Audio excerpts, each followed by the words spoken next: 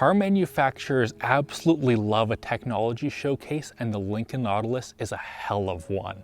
It has a 48-inch curved ultra-wide display that wraps around you, but so much of what is in here makes me wonder if it was done for the benefit of the driver or to look really cool for an executive in a VR headset. That said though, there's one thing that it always does, and that's get the old guys going. I was expecting to be basically incognito in this, but I have had so many different old guys come up to me, and you cannot blame them. Like this dark red metallic, sick. 22-inch rims, awesome.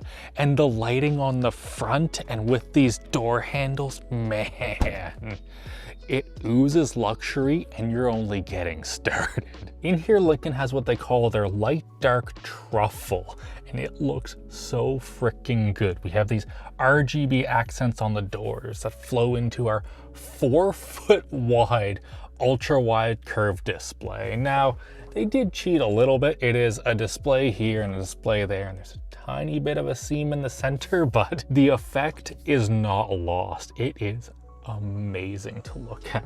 The true star of the show though are these seats. They have 24-way adjustment. I don't even know if I personally can move in 24 different ways, and they are so comfortable. You can adjust the side bolsters for your back and your butt. The lumbar has 3 different areas that you can move in and out. For whatever reason, you can adjust each leg's length independently, and also has massage functionality. Combine that with what they call their Lincoln Rejuvenate experience, and it is something else. Yes, we have scents. All right, Mystic Forest, waterfall meditation, 5 minutes. Oh my God, it goes way back. It kind of smells like Febreze, but I guess that's good. Ooh, it's massaging my butt.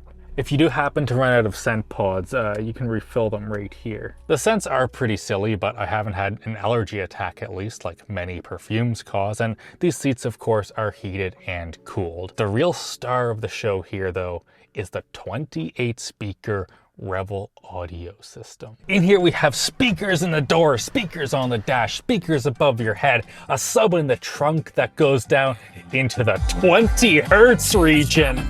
And man, it sounds freaking good. Now that sub doesn't kick into your chest. I've heard people complain that it doesn't quite have the punch of some other systems, but man, it sounds really freaking good in here. All right, let's go for a quick drive around. If we're just driving around town during the evening, few cars can beat the Nautilus. It is so quiet, so comfortable, and just so plush. It is exceptional until you hit the gas a little bit. It really does sound like disappointment. You see, the problem is the Nautilus is based off of Ford's C2 platform, which is shared with the Maverick, the Edge, the Focus where that still exists, and of course the Bronco Sport. Now, why is that a problem? Despite this thing being freaking huge, inside of the engine bay is an i4 that's turbocharged. Now, there isn't anything wrong with the 2-liter EcoBoost. It moves the vehicle just fine, although for something this large, you're probably expecting a little bit more than 1,750 pounds of towing capacity. It's almost like that this wasn't designed for the US market. The Nautilus was actually designed in China and built in Hangzhou, which is not necessarily a bad thing, because as you can see, much of it is quite nice. The trunk space is very generous, and you can flip down the seats just like that. The rear seats themselves are exceptionally comfortable. You can recline them back. They hold you nice. There's 2 charging ports right there and heated function, but no ventilation, sadly. Oh, there's also 110 volt AC, although only 150 watts of it. Hopping back into the driver's seat, but looking at things from the perspective of usability and not just, wow, pretty, things are not as great. Like switching into gear, they have these nice piano keys, which in theory aren't too bad, but in practice, every single time I go into drive or reverse or park, I need to look down here, whereas in every single other car, I can do that without taking my eyes off of the road. And that feeling of being designed to be pretty instead of used oozes into almost everything, like these buttons on the steering wheel. They work quite good, they have a nice touch feel to them, but it doesn't say what they actually are, and their functions change slightly depending on what you're doing. So you kind of always have to use it and then look up at the screen before you actually change the volume or something like that to make sure it actually is doing what you want. Just a little bit distracting. And what's really distracting is the fact that the display that actually does everything is way the frick down here. See, despite us having 4 feet of display up front, unfortunately, everything you need to do is on this little 11-inch guy, and it feels pretty cramped. Like, say you want to change the HVAC controls. That is all in here, and the vents, you can't aim them. You need to do that by dragging these around and sort of feeling where it ends up on you. It's not the end of the world, but I don't like it. And the functionality of the top display is incredibly limited. And you can put, say, your tire pressures up there or your trip information, but I don't know about you, but I have been perfectly fine with my trip taking up this much room on my dash for the past 20 years, and I do not see any reason at all that it needs to take up this much screen now. What I ended up landing on was having the clock, my music, and the weather displayed up front, which are all things that also I can very easily see on this 11-inch display where they need to be anyway so that I can actually use them. Well, except for the weather, which I can just look out the window for. Up front, we also have a map, but again, to do anything on the map or have it north-facing like I prefer, it needs to be down on the main display. Editor Andy here. One complaint though is for Apple. This car does has a Google Map built in, right there. But if you are a person who prefer to use your CarPlay with Google Map, the moment you start your navigation, it just disappears. You have your navigation here, not there. Apple, please stop locking your system. Just let people use what they want to use. Enough whinging about the controls though, let's do a launch. Got her in Excite mode, we're flooring it.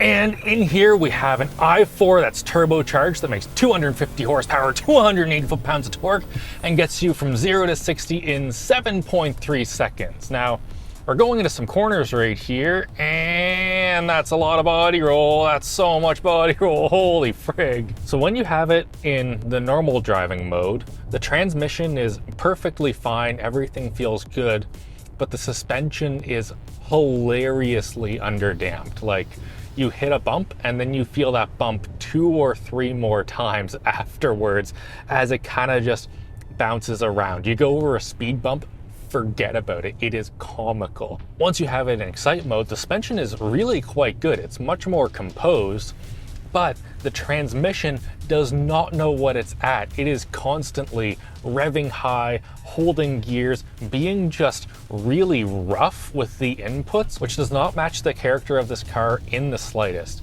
This is the same 8-speed that we had in the Maverick, and it was perfectly fine there, but in something that is literally double the price, I was expecting more. And again, the bit that really annoys me about this is that if I just simply had control over everything, it would be a complete non-issue. I could set up the suspension how I want, steering how I want, transmission how I want, and I would genuinely be having a much better time driving this car around. This is the thing that I find incredibly frustrating about modern cars, because when you make everything electronic, the engineers have such a genuinely incredible amount of control over how everything feels and performs and operates, but at the same time, it feels like they are taking more of that control away from the user, and I friggin' hate it. Oh man, the panoramic roof though is friggin' sick. You can open up the sunroof.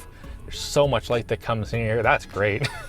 If you're not aware, Blue Cruise is Ford's self-driving assistant and basically allows you to do totally hands-free driving on roads that are mapped. Right back there around that corner, for whatever reason, it won't let you take your hands off the steering wheel, but now that we're back on the straightaway, it's totally fine taking control. So you need to be paying attention, and it's not really clear when exactly it's enabled and when it's not, and it will just get really mad at you when it randomly decides to. Now, for Blue Cruise to function, you need to be on a road that is mapped, but fortunately around here, almost all of them are. Just check in your local area if that is the case. It also has some cameras right here that are tracking your eyes to make sure that you're paying attention to the road, but because again, the touchscreen that has all of the useful stuff is super low in order to accommodate this great big panoramic display, unfortunately it gets really mad really fast when you start looking down here. Wow, it feels so wrong just using my hands like this while driving. Changing lanes, no hands. Haha, this is scary. Shut up, Google. While you're busy getting driven around though, there's nice spots for your phone to charge wirelessly, couple cup holders, and a great big spot for storage in the center. So the Lincoln Nautilus. So much of it really annoys me, especially since so much of that could be solved with a simple software update. That said though, none of that really takes away from the fact that it is so comfortable and the sound system is so good that you can just get lost in it. At $60,000 US, it does undercut most of the competition, except for maybe the Genesis GV80, which frankly is a better car than this in my opinion, but I want something a bit more sporty. If what you're looking for is a great big sofa on wheels that's super nice to lounge in, it is hard to do better than the Nautilus. Just like it's hard to not like this video. Hit like, get subscribed, our Patreon's linked down below, and have a great old day. See you later.